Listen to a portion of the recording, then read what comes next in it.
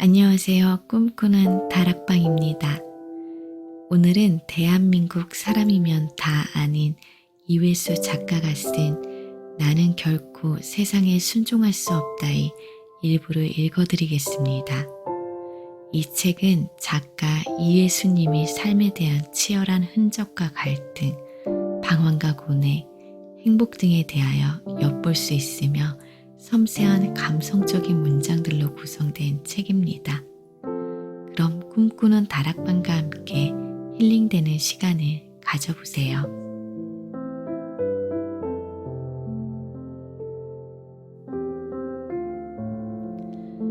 이제는 용서하며 지우게 하라. 1. 허망했다. 어떻게 살아야 하는지 남아있는 시간들이 막막한 수렁처럼 느껴졌다. 차라리 속물처럼 사는 것이 나으리라는 생각, 한평생 무엇인가를 찾아 헤매어 보아도 발견되어지는 것은 아무것도 없으리라는 생각, 몇 가지 비극적인 추억과 주름살과 틀니와 노망밖에는 얻어내지 못하리라는 생각, 하지만 견디어낼 수가 있을는지, 해마다 겨울이 되면 어디론가 떠나고 싶어 안절부절 못하는 그놈의 역마살을 도대체 견디어낼 수가 있을는지, 그리고 수시로 아무 여자나 그리워지고 사랑을 하고 싶어지고 그러한 뒤로는 곧 허망해져서 이게 아니라고, 인간은 이렇게 사는 게 아니라고 혼신을 불태워 무슨 작품이든지 하나 정도는 남겨야 하지 않겠느냐고 몸살을 앓기 시작하는 자신,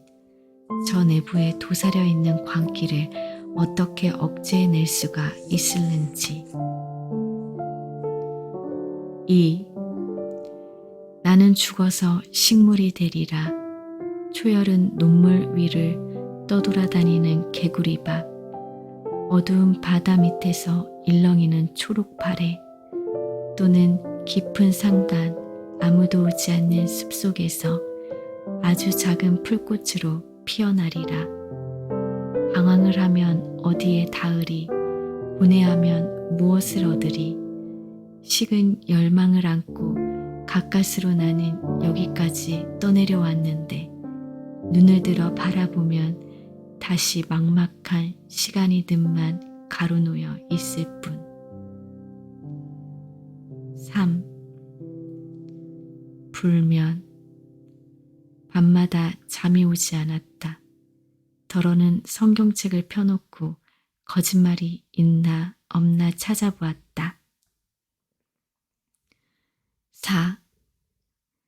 이 겨울에 내가 한 일은 방황, 그것 한 가지뿐이었다.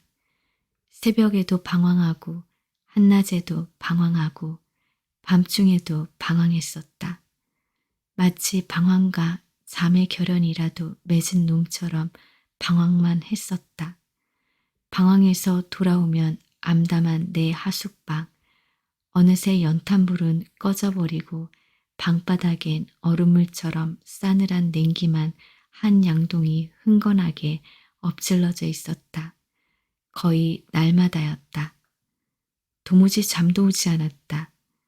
옆집에서 들려오던 라디오 소리도 오래전부터 끊어져 버리고 한밤중 사방은 지중한 듯 고요한데 이따금 벽 속을 내달아가는 한 무리 바람소리, 커튼을 걷어내고 도시를 내다보면 도시는 폐선처럼 문을 닫고 정박해 있고 거기 뜬 눈으로 밤을 새운 도시의 불빛이 몇 개, 바람이 불면 젖은 눈시울로 깜빡거리곤 했다.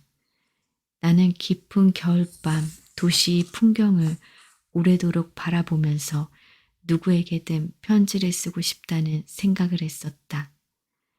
이제 완전히 겨울입니다. 비로소 나는 버림받은 개가 되었습니다. 곧 날이 새고 나는 다시 방황할 것입니다. 그리고 내 방황의 끝 어딘가에서 언제든 나는 미련 없이 자살해 버리게 말겠습니다. 그러나 왠지 자살해 버릴 수가 없었다. 다만 도무지 잠이 오지 않다가 가까스로 어쩌다 잠이 들면 타인에게 목재어 살해당하는 꿈을 꾸었다. 더러는 머리카락이 무더기로 빠져버리거나 손톱, 발톱이 썩어드는 꿈도 꾸었다. 잠에서 깨어나면 아직도 캄캄한 밤, 사방은 적막하고 외로운데 왜 그리 날은 새지 않던지 정말 참담했었다. 그리고 또 날이 새면 도대체 어떻게 시간을 보내어야 하는지, 먹이는 어떻게 구해야만 하는지 그저 막막하기만 했었다. 방황, 자살 궁리, 방황, 자살 궁리, 방황, 자살 궁리. 그러나 또 한편으로는 어떻게 해서든 이 겨울을 무사히 견디어내야만 한다고 나는 몇 번이나 스스로에게 당부하곤 했었다. 아직은 춥고도 추운 겨울, 봄은 유원하기만 한 것 같았다. 봄이 되면 묵은 네일을 벗어 무릎 위에 얹어놓고 햇빛을 쬐며 이나 잡고 디오게네스 흉내나 내며 살아볼까. 아, 꽃피는 봄이 되면. 그러나 봄은 영영 올 것 같지는 않았다. 5. 아무래도 세상은 잘못되어져 있는 것 같다. 하지만 우리가 강해지지 않으면 역시 우리도 언젠가는 세상이 뚱통 속에 흡수되어 버리고 말 것이다. 나는 다시 떠나겠다. 나의 이런 방황은 현실을 버리기 위한 마지막 안간힘이다. 6. 늦은 밤 카페에는 음악이 없었다. 한 여자가 흐린 조명 아래서 음악이 부스러기를 빚으라고 있었다. 어둠이 바다, 정어리 떼의 비늘이 희끗희끗 떠다니고 있었다. 버버리 코트를 펄럭이며 한 사내가 방파제 위에 서 있었다. 여기는 바다. 그대 그리우면 돌아갈 것임. 편지 쓰고 싶었다. 허이연 바람이 밀려가고 있었다. 다시금 날이 밝고 있었다. 생손을 앓으며 뒤채인 지난 밤이 하얗게 표백되고 있었다. 부두에는 목선 한 척이 정박해 있었다. 인부들이 밤이 시체를 저 나르고 있었다. 월요일 다시 개임, 다시 빗살, 너무 멀리 떠나와 있었다. 7. 아직도 우리는 더 걸어야 한다. 우리가 걸어서 이토록 삭막한 밤을 걸어서 밤보다 더욱더 어두운 죽음을 만나게 될는지도 모른다는 사실조차 모르면서. 8. 현기증. 나는 거리의 모든 건물들과 가로수와 길바닥이 일순 하얗게 표백되는 듯한 혼돈을 느끼며 잠시 망연히 한자리에 서 있기만 했다. 분별력이 성질 나쁜 아낙네의 바늘질 그릇에 담긴 수실처럼 엉망으로 헝클어지고 있었다. 9. 아, 우리들 욕망의 과일은 떨어지고 저 무거운 어둠 속으로 작별하는 팔들이 쓰러지고 허무의 살림에 겨울비 내린다. 10.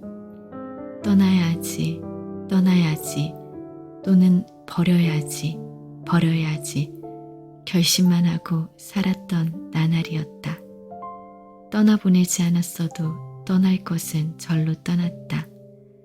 내가 버리지 않았어도 내게 있던 것들은 절로 분실되었다. 11. 음악이 없는 카페에서 우리가 찾아 헤맨 것은 분실한 우리들 심연의 목소리였다. 철저하게 건조해진 공기가 탁자 위에 내려앉고 있었다. 이상하게도 카페 안에는 아무도 없었다. 텅 빈 의자들이 무서운 공허를 받아놓고 있었다. 벽에는 브람스의 허이연 수염이 걸려 있었고 카운터에는 전화기 한 대가 놓여 있었다. 전화기는 고장이라는 쪽지를 목에 걸고 있었다. 주황색 등은 희미하게 우리들 머리 위에 떠 있었다. 12. 나는 죽는다. 라고 생각하니까 잔인한 슬픔 같은 것이 북받쳐 올랐다. 평생 무엇을 하며 살아왔는가. 사랑하는 사람 하나도 없이 세상이 그늘진 담벼락 아래 앉아 나는 기아처럼 살아왔다. 13. 이제 어디에도 고향은 없거니 나이 30이 넘고 쓰러지기도 30번이 넘고 그러다 보면 고향도 없거니 그대가 눕는 자리가 고향이고 그대가 눈뜨는 자리가 고향인 것을 이제 다시금 고향을 생각한들 어디에 고향이 있으리 이제 다시금 친구를 생각한들 어디에 친구가 있으리 우리가 청명한 목소리로 한나절을 보내던 그 빈터에도 불도저히 강인한 이빨이 박히고 박힌 뒤에 뒤집혀진 흙더미 위로 생경한 콘크리트 건물들이 들어서고 해질녘 그 밑에 우리는 그늘이 될 뿐 다시 모여 앉아 바람이 될 뿐. 정말로 우리가 사는 그늘이 모두 고향이고 우리가 만나는 바람이 모두 친구인 것을. 어디에 적이 있고 어디에 칼이 있으리 아무 데서나 우리는 끌어안고 아무하고나 우리는 울면 되는데.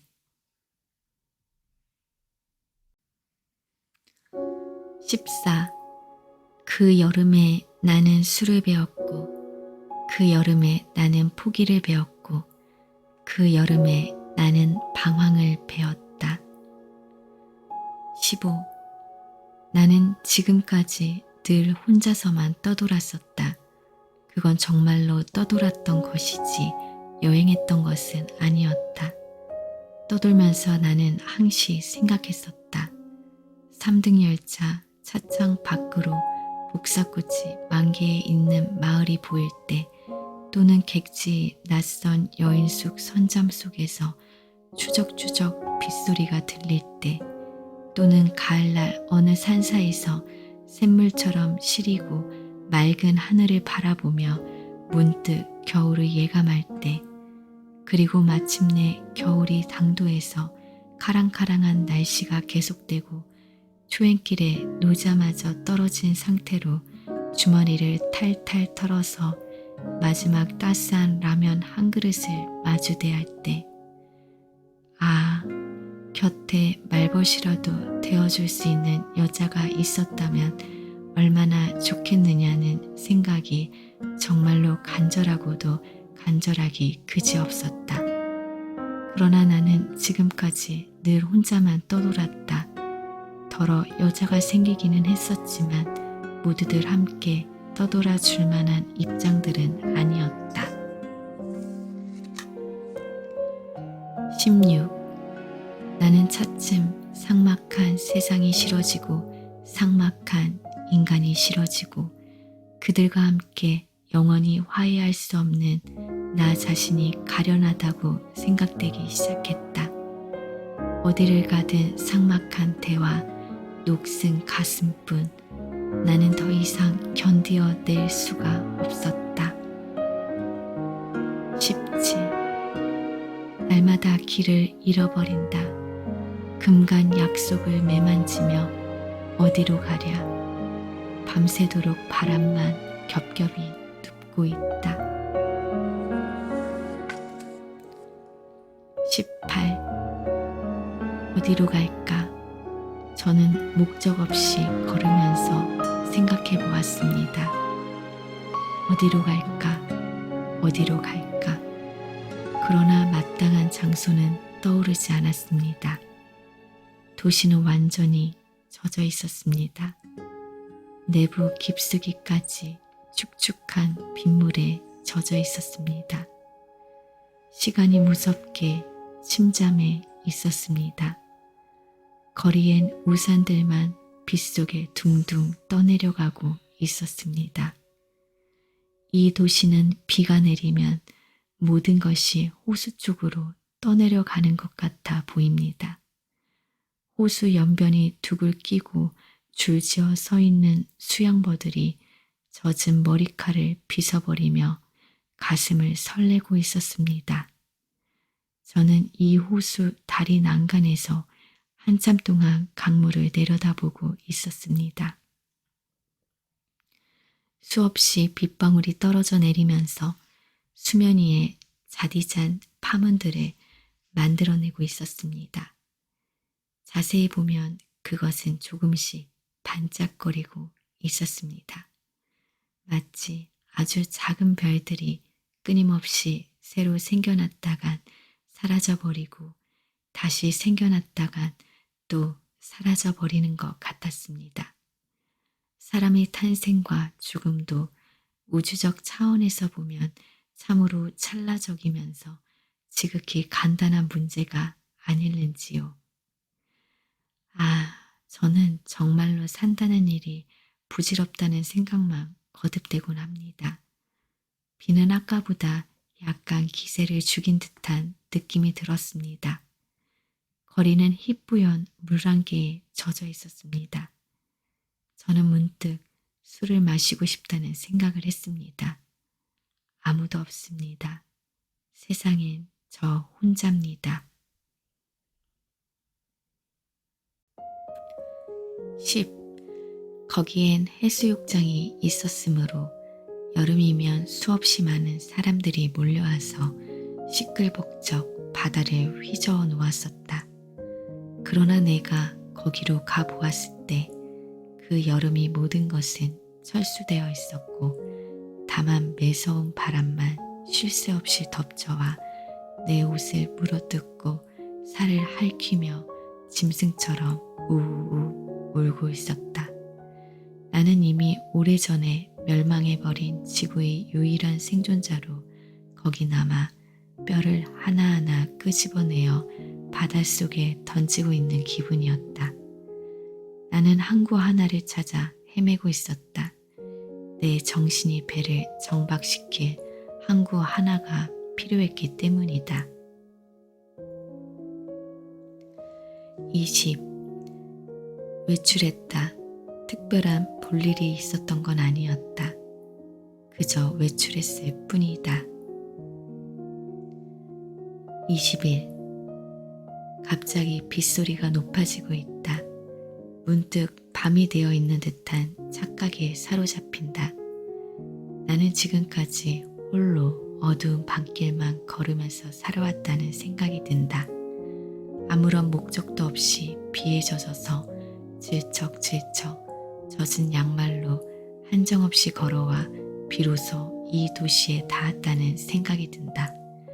그러나 언젠가는 떠나게 될 도시, 어디로 떠나야 하는지, 떠나서는 무엇을 할 것인지 나는 아직 모르고 있다. 이제 나는 세상살이에 지쳐 있다. 살아간다는 일이 부질없게만 생각되어진다. 자신의 힘만으로는 아무것도 이룰 수가 없다는 결론이 앞선다.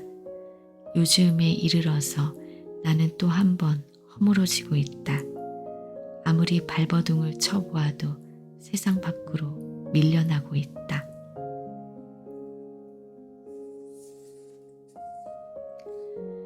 22. 쓰라리다.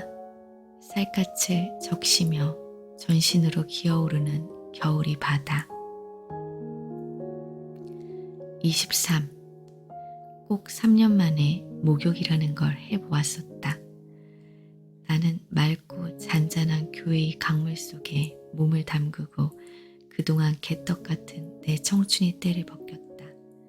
내 절망의 때를 벗기고 내 외로움의 때를 벗기고 내 빈곤의 때를 벗겼다. 벗겨지는 때의 밑바닥에는 지금까지 내가 방치해온 자아의 살과 뼈가 드러나고 있었다.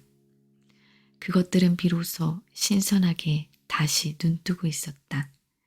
그때 내 나이 31살, 11해를 객지에서 보낸 서름이 끝, 다시 살아나는 내 살과 뼛속으로 강 건너 포플러 숲에서 들리는 매미 소리가 금빛으로 금빛으로 박혀오고 있었다. 아, 그리고 잠시 나는 비로소 고향으로 다시 돌아와 눈시울을 적시는 탕자의 새로됨을 절감하고 있었다. 24. 방황은 고통스러운 자만이 갖는 가장 아름다운 자유다. 25. 여름이 끝나는 지방 신문사 정문 앞 실삼나무 한 그루가 가만히 물드는 오후, 게시판에는 활자들이 죽고 다시 가난한 사람 하나가 수혈을 기다리고, 퇴근 무렵 무슨 일로 이 도시 복판에 날아들었을까? 나비 한 마리, 나처럼 길을 잃고 헤매는데 문득 갇혀버린 목숨, 푸른 불밭에 눕고 싶어라. 26. 나는 안다. 나는 안다. 온 세상은 멎어 있고 나만 떠내려가고 있다.